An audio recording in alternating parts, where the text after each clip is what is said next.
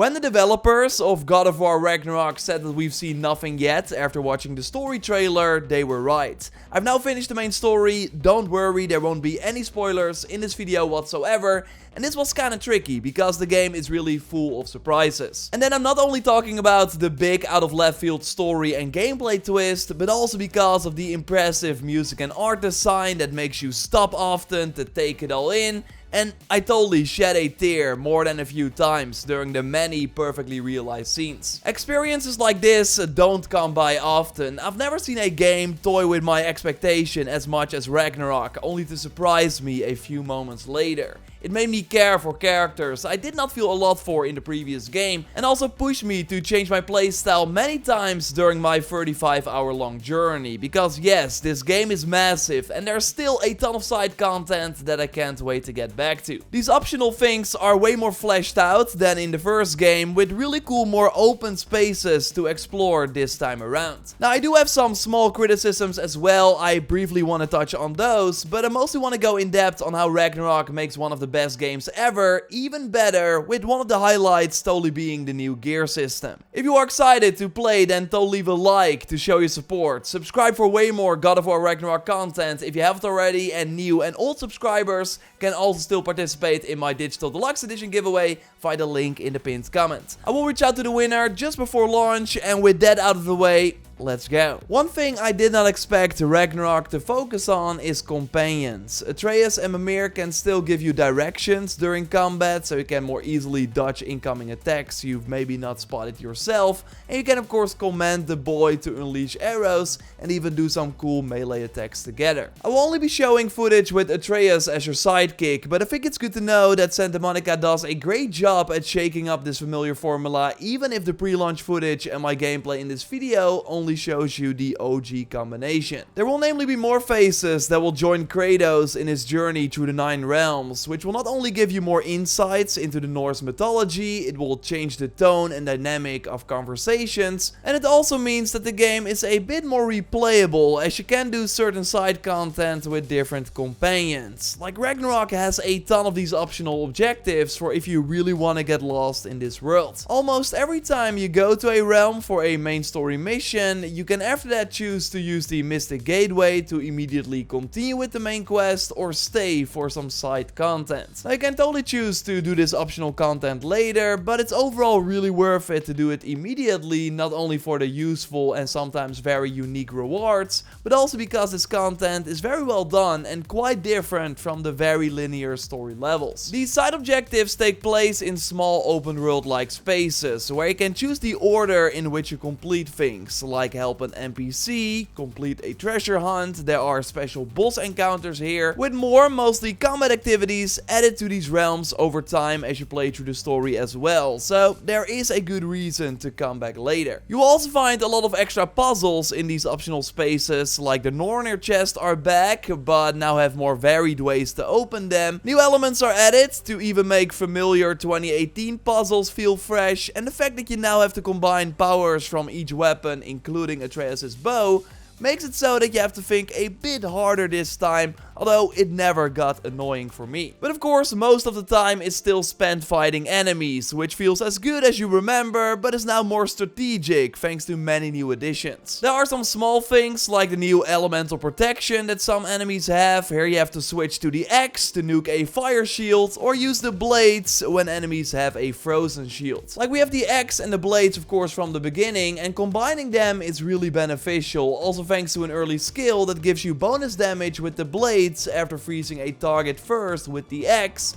and the other way around. You might be aware of the new environmental things you can use, like grabbing a tree and swinging it around for massive damage. You can put your axe in a tree branch for an ice AoE attack, or grab a boulder with your blades and throw it towards the target. These things just remain a nice extra throughout the game to quickly deal with a few enemies during an encounter, but nothing more. Just like the extra traversal mechanics that you can now use to move more quickly through the environment, This is very rarely needed to succeed in battle. Which actually made me appreciate the Muspelheim challenges even more, as you won't make it without swinging to other platforms. Yes, you can then follow up with a nice smash on the ground as well, which now also possible from higher surfaces. But yeah, in most encounters, these are just fun little additions, as God of War Ragnarok is still mostly about your raw combat skill and puts a bigger focus on the many new upgrades you can now apply. I really like the brand new amulet system that is similar to the enchantments from 2018, but are now in a separate menu under your gear, so not linked to armor pieces, meaning that you also don't have to equip and unequip them all the time when switching to a new loadout. And 3 of the same category can be combined for special perks, like increasing your stun damage based on Kratos' defense, or enhancing your next attack after a perfect dodge.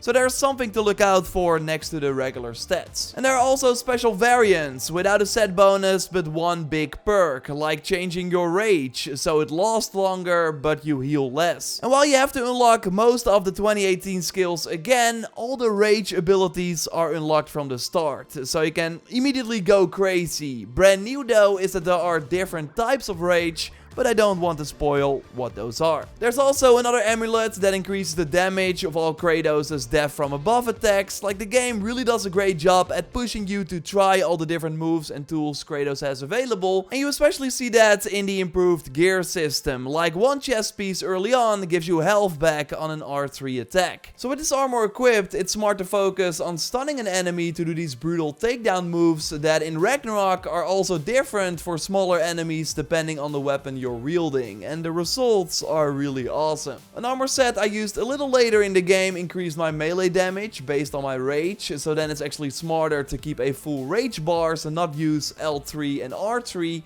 and maybe play it a bit safer as well, because you don't have that solution to get your health back. My favorite armor set right now though adds poison damage to blocking, parrying and your barehanded attacks. So with this equipped, I'm using my fist way more than the other weapons to quickly apply this effect. And next to the chest you still only have the gloves and the waist, but now in Ragnarok they have a different suitable passive bonus that increases if you wear both of these items. So in this case, if I only wear the waist from this set, I get 20% extra damage against poisoned enemies, but if I combine it with the gloves, it increases to 40%. And again, that is great with the chest, because I can apply poison with the barehanded attacks. Now this is just an example from one of the armor sets, but you could also combine pieces from different sets to create even more combinations. Not to mention the handles for each weapon that also bring extra stats and perks. So it's totally way more impactful than in 2018, and as said in my preview, all items can now be upgraded to level 9 as well. In 2018 you were forced to switch to more powerful gear because there was a cap on certain items,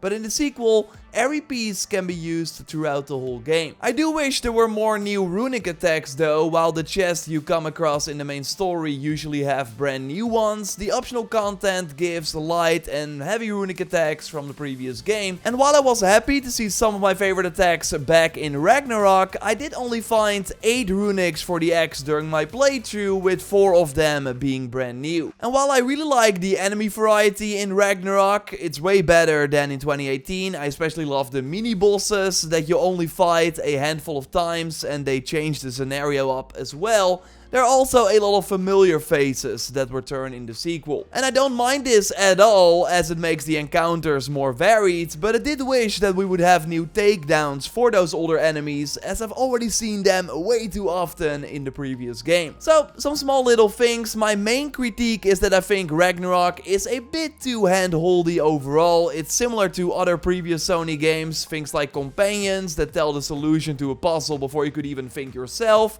are also present here, or they will constantly repeat what type of activities you can do. Like, I get satisfaction out of figuring things out myself, but it's really hard to miss any of the side content in this game, and returning to some realms before the game wants you to almost always leads to nothing. So curiosity is sadly not really rewarded. Again, just tiny things that are kind of a trend in recent Sony games overall, but it doesn't take away from how special Ragnarok is. And by the way, if you have any questions after watching this review, leave them in the comments down below. We will namely be doing a spoiler-free review discussion on the channel right here and pick questions out of the comments. So maybe yours will be answered during the stream. A link to that stream will be in the pinned comment. I can't wait for you to experience this game for yourself. Of course, subscribe for way more tips and tricks, guides, content like that. A like on the video would really help me out, and you can also check out that review discussion if it's already up by clicking on the screen. Otherwise, my preview with more details